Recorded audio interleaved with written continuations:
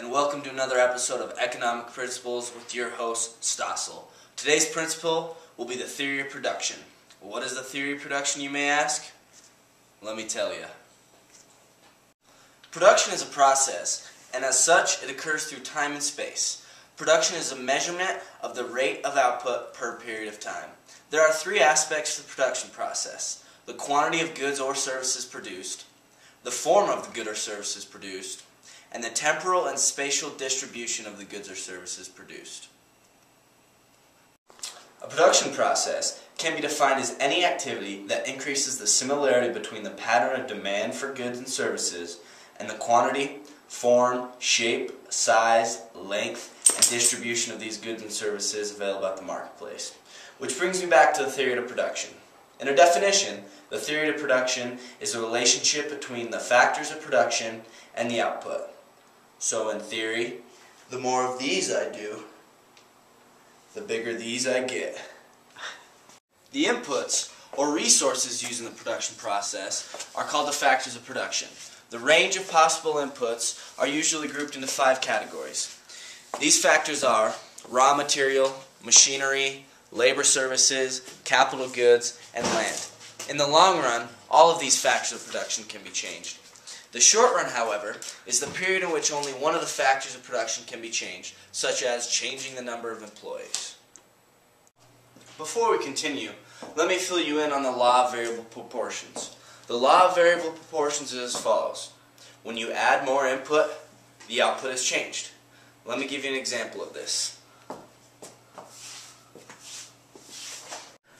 Jimmy just bought his own bakery. He's currently the only employee and looking for employees. By himself, Jimmy can make 1 cake an hour. Jimmy hires Jack. With Jack's help, the two of them can make 3 cakes an hour. Jimmy then decides to hire Pete. Now, all 3 of them can make 6 cakes an hour. Next, Jimmy decides to hire Cindy. With Cindy's help, all 4 of them can make 14 cakes an hour.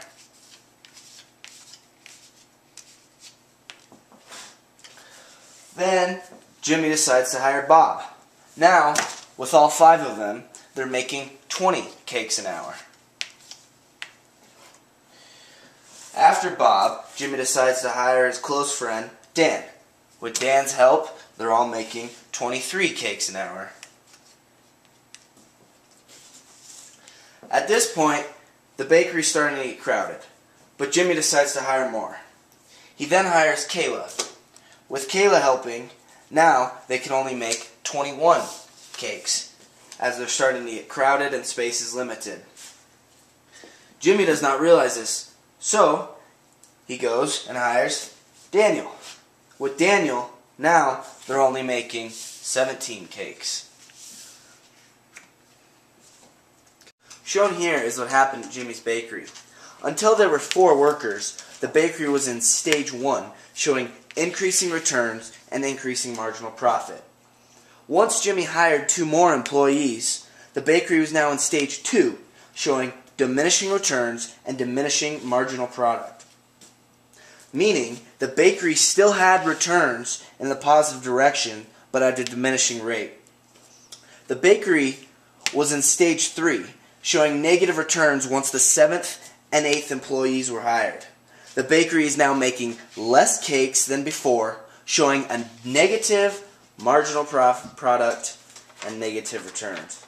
Businesses want to maximize their profit. Therefore, Jimmy should have stopped hiring employees once he got to his 6th worker, as his rates were still positive.